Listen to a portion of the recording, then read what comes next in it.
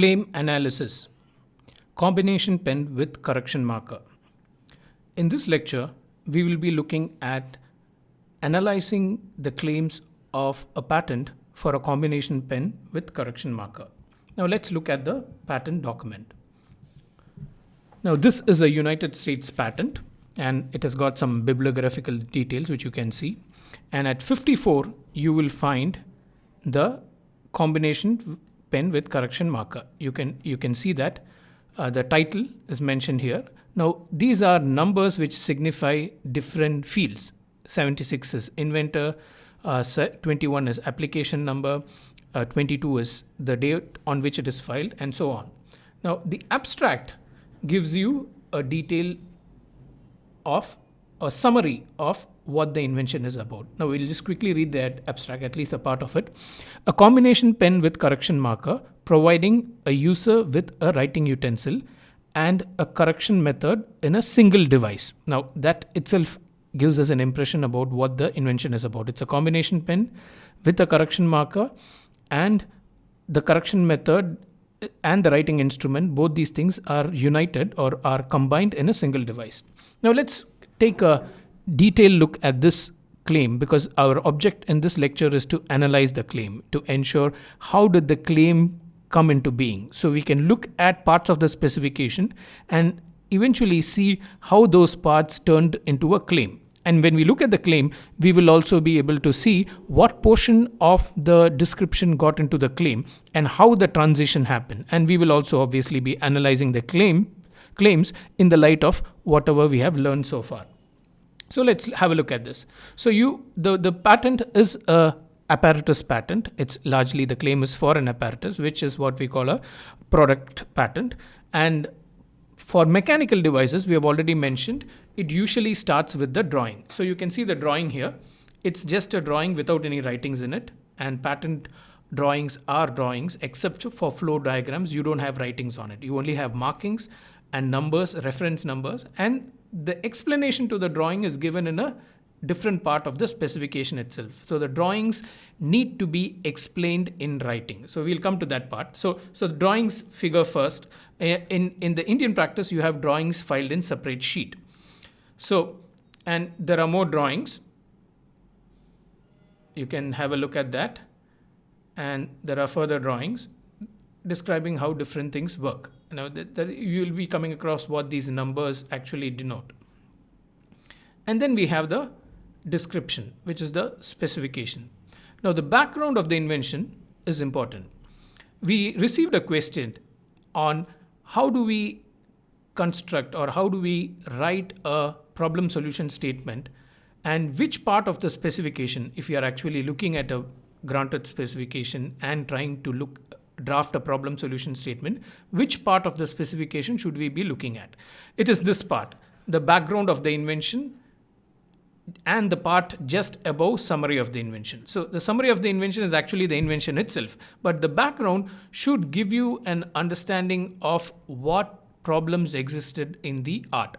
So ideally, if you want a problem solution statement, you will look at the background, understand what the problem in the art was, then look at the summary of the invention, understand the solution, and then by reading these two parts, you should be able to come up with a problem solution statement. Now, let's just run this quickly. Field of invention. The present invention relates to writing utensil. It's a choice of word. It could have been writing device, writing instrument, writing apparatus, equipped with a correction method to provide a user with a pen and a correction marker in a single device, thus enabling the user to write and then remove errors all in one unit. So we understand what is the field of the invention. It's a combo device. Now description of related art. Now this is where you can describe what went before.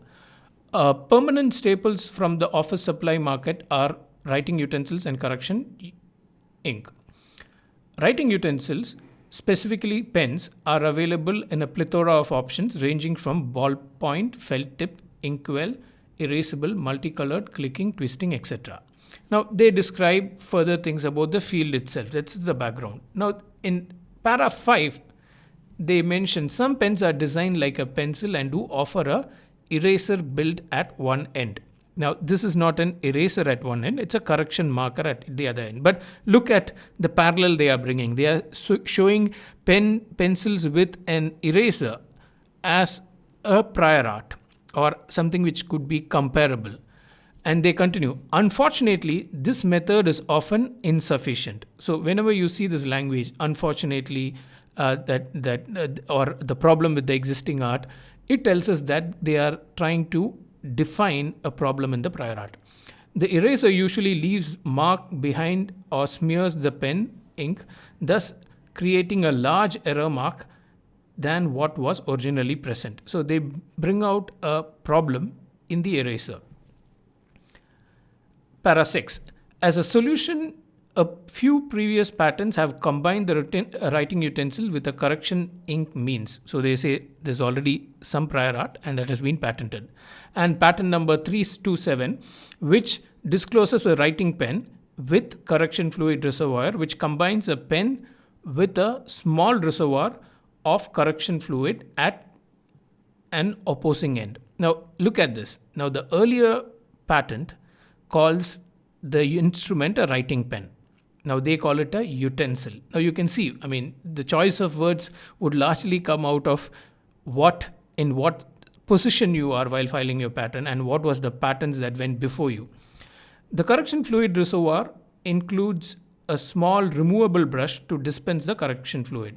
Similarly, 943, US patent 943. Now it's an easier way to refer to the patent by the last three numbers, and it's also, you can also write it that way with an apostrophe 943.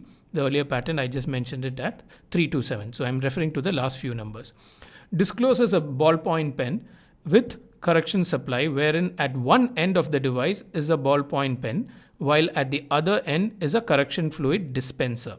To use the device for correction purposes, the user squeezes the correction fluid dispenser to release the correction fluid onto the paper. Now, these are two prior arts which this patent recites, saying that there has been instances of combo pen, but the invention is different. Now they come to that part. Now, this is the solution they are offering. Right now was the problem that erasers were insufficient and they were existing patents. Now they come to the defining their problem. 7. While these devices are useful and do combine writing utensil to a correction methods, they may still be improved upon. For example, it would be desirable to provide a pen with a correction means which does not require using a brush or having to squeeze out the correction ink for use. It would also be beneficial to provide a pen with a correction method wherein the pen has tip that twists from the chamber to alleviate the pen tip requiring a lid while not in use. Okay, so this is more of an improvement patent. So they do not identify a problem that needs to be solved, but they identify a scope for something to be better. So which is as good as a problem, to say that we do not have a pen with a twisting tip where rather than having a replaceable cap, and we do not have a correction marker which need not be operated through a brush or through a squeezing means. So you can see that. So the problem statement here is not an existing problem. It is you can call it an inefficiency of an existing solution, or the ability to improve upon an existing solution. So there is an existing solution. This invention comes upon as an improvement. So that's the problem. The problem is the existing solutions are not perfect. So there is scope for improvement. That's why they say correction methods, they may still be improved upon.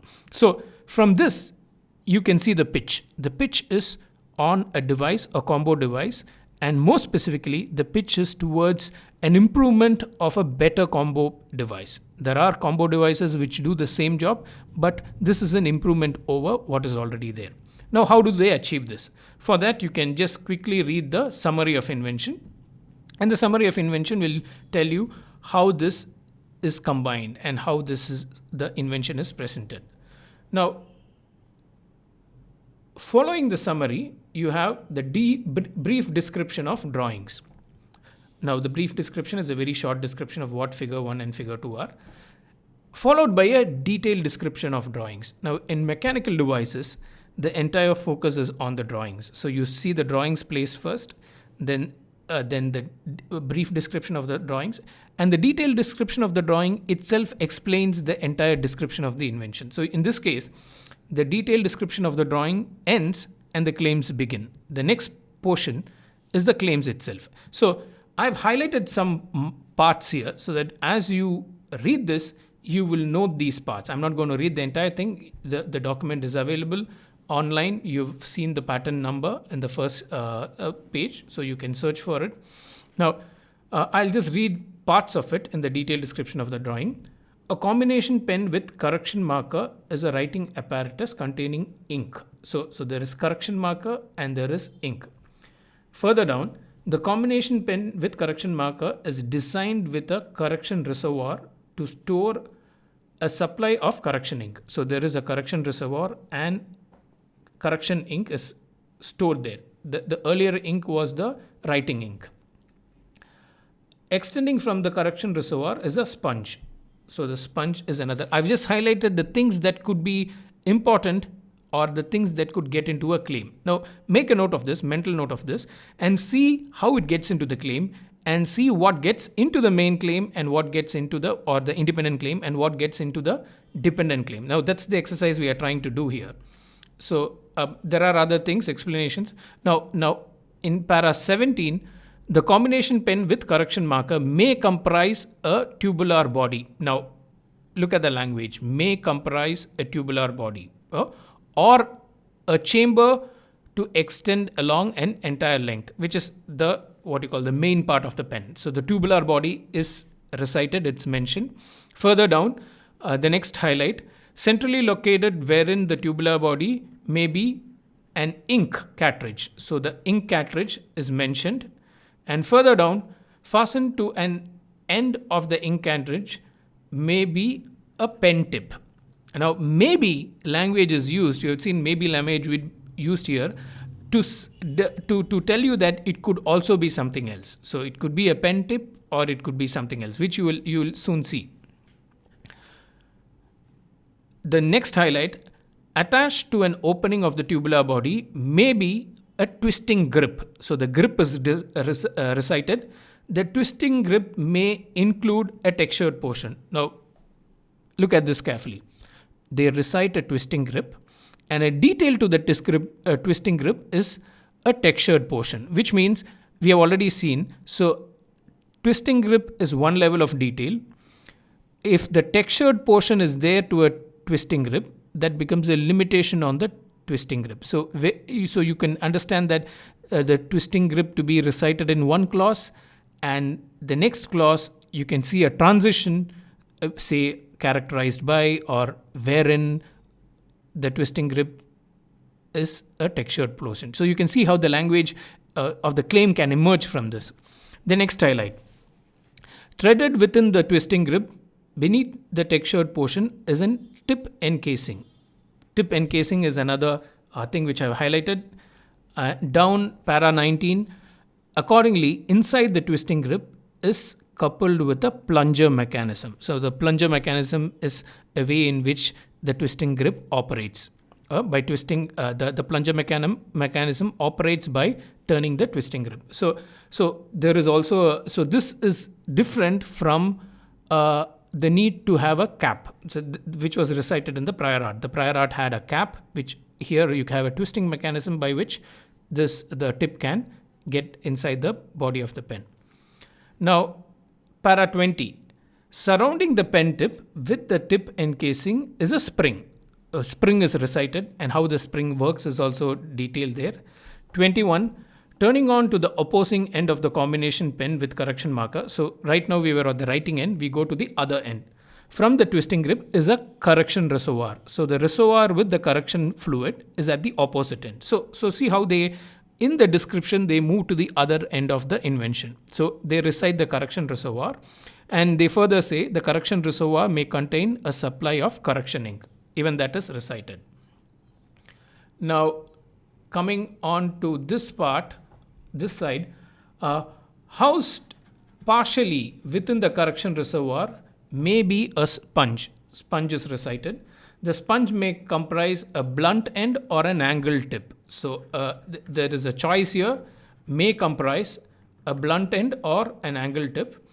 Covering the sponge may be a cap, so that's optional. You can have a cap covering it. The cap may include a pocket clip. Okay, pocket clip. So now this is a quick overview of the invention. I know that you didn't get an opportunity to read every word of it, which you can obviously do at your leisure. Now, this tells you that there are certain elements. The elements are the ones which I've highlighted. And there are certain functions. Functions are every time an element is recited, a function is also recited following it. What does that thing do? Now, so you can actually see the what you call the framework of a claim here. So what has been highlighted are the elements, and based on the elements and the function, you should be able to write a claim. Now let's analyze the claims. So we come to the claims. What is claimed is a combination pen with, let me use the highlight here, a combination pen with correction marker. So that is also recited. So this is the preamble. A combination pen with correction marker. In some cases, the preamble itself becomes the title of the invention. This is an ideal case where the preamble qualifies for a title. Now, comprising is what we call the transition. Now, let's see. Comprising, let's look at the body. What does the body contain? A tubular body, we had seen this being recited, extending an entire length of the said combination pen and the correction marker. So what does the tubular body, the function of the tubular body, or the structures rather, is that it extends to the entire body.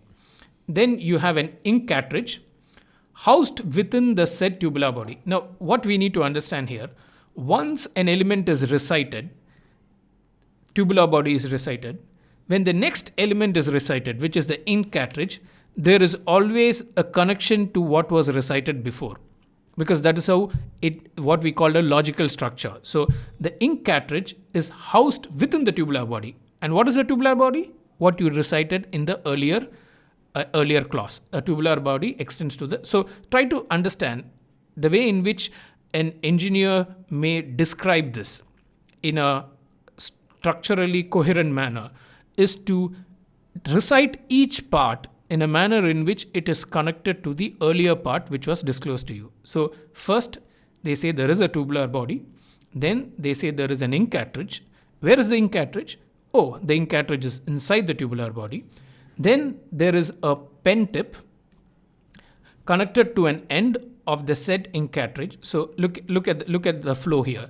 So the pen tip, when it is recited, it is mentioned that it is connected to the ink cartridge. So the pen tip is connected to the ink cartridge is inside the tubular body. So you can see how the logical structure comes in. So without a logical structure, this will look like a list, just a list or a collection of material. What we can't call it a combination. It is just an aggregation or a list. So what makes it a combination is the element is recited and how the element is connected to the other part is also recited. So when they recite the pen tip, they mention that the pen tip is connected to the end of the said ink cartridge, wherein the said pen tip dispenses ink supply within the ink cartridge. Now, couple of things to note. Here, it starts with a combination pen. That was a indefinite article. Again, the first element was a tubular body. But when the tubular body was recited for the second time, here, it became said tubular body. Look at that. So it is no longer indefinite. So said is definite. So there is a transition from the indefinite to the definite. Now this is what we had already explained as antecedent basis. Because tubular body is already recited, a tubular body, you can now call it the tubular body, said tubular body, such tubular body, because it's already recited. There is antecedent basis. Again, notice an ink cartridge. For the first time, you use indefinite article. Now, in the next clause, when ink cartridge is recited again, you say said ink cartridge. Okay, and so on. The same thing. A pen tip, said pen tip. So you can understand the logic now. Now, then the fourth element is a twisting grip coupled with a plunger mechanism. So there are two things. The grip also has a plunger mechanism attached to an open end of the said tubular body. So to an open end, look at that, because the tubular body has two open ends. Yeah? Or you could also call it to the upper end or the lower end, depending on how you have described it. You could use you could use those words, wherein the said plunger mechanism moves said pen tip from an extended position to a retracted position when turning said twisting grip. So the mechanism is also explained. It can be from a retracted position, it can move to an extended position. So like you would have seen in most twisting pens, all the ballpoint pens which worked on the twisting mechanism is what we call a plunger mechanism. So the plunger is a choice of word which this inventor has used. Now the next element, a correction reservoir fastened to an opposing end. Now here we had an open end and here they use an opposing end of the said ink cartridge, wherein the said correction reservoir stores a supply of correction ink. So the correction reservoir is recited and the structure is recited, and wherein resides the function. What does it do? It stores the supply ink. And finally, so you can see the and here. So the and tells us that the elements are coming to an end. It's a closed set of elements. And a sponge inserted within the said correction reservoir, wherein the said sponge dispenses said supply of correction fluid from the said correction reservoir. Now, this completes the invention. Now you can see the number of elements: tubular body, ink cartridge, pen tip, twisting grip, plunger mechanism, correction reservoir, and sponge. And we had, when we read the descriptive part, we had actually seen in the highlights, we did a quick reading of it, how these elements are connected to each other, how they interact with each other, and describing their functions and the options also. In sponge, we saw that the sponge could have different options. Now, this is the main claim, or what we call the independent claim. So as we have discussed, an independent claim does not have reference to anything else, and an independent claim can stand on its own. There is no cross reference, and whatever limitation you find here are the only limitations that are there. For instance, there are 1, 2, 3, 4, 5, 6 elements recited. The invention needs to have all those 6 elements. So that's a limitation. Now let's look at the dependent claims. A combination pen with correction marker of claim 1. It could also have been a combination pen of claim 1. That would have been perfect. But anyway, you have a short preamble, so no harm in reciting all the words of the preamble if it's a shorter one. Wherein said twisting grip includes a tip encasing to house said pen tip to prevent said supply of ink from drying. So there is a tip encasing which was already recited. We had seen that it was already mentioned in the description. So here the twisting grip, which is here, which is an element that was already recited in the main claim, the twisting grip here gets a limitation. It says that it includes a tip encasing. Okay, so the limitation in the second claim is to the twisting grip and not to any other element. Now let's look at dependent claim 3. The combination pen with correction marker of claim 2. So claim 3 is dependent on claim 2, which in turn is dependent on claim 1. So this is a dependent claim with single dependency. The dependency here is claim 2, but it is indirectly dependent on claim 1. So you could even mention this as a combination pen with correction marker of claim 1 or claim 2. But the point is, because they are going to recite a limitation on the tip encasing, it is better to have it on claim 2. So it is a single dependency claim, but it could be written as but you'll have to change the language. It could also be written as a multiple dependency claim. And in some jurisdictions, there are multiple dependency claims will attract more cost. So that's another reason you will find that not many patents will have multiple dependency claim. You'll have to pay more cost per claim. Examination of claim. The examination fee is proportional to the number of pages you write and to the number of claims you have. So this is something which you will learn in our other course, Patent Law for Engineers and Scientists, which is also running parallelly on NPTEL. So you will find that wherever the cost of examination increases, it's largely because the person had more pages than the minimum allotted pages, or the person has more claims than the minimum number of claims allowed. Okay, now to claim 3. The combination pen with correction marker of claim 2, wherein set tip encasing includes a hole to enable said pen tip to extend and retract from said extended portion to said retracted portion. So the tip encasing has a hole. 4. The combination pen with correction marker of claim 1, wherein set twisting grip includes textured portion. Now, twisting grip is another element which we have already mentioned. This is the twisting grip. So this is also on the twisting grip. So here, this twisting grip includes a textured portion. So the limitation is the textured portion. 5. Combination pen with correction marker of claim 1, wherein said sponge includes an angled tip. So the sponge is the limitation. You had seen that in the main claim there is a sponge. So this claim 5 is a limitation to the sponge. What is the limitation? It includes an angled tip. So when you say it includes an angled tip, it also has other things in it. So the sponge also has other things. It includes an angled tip. Now claim 6 is a connected claim.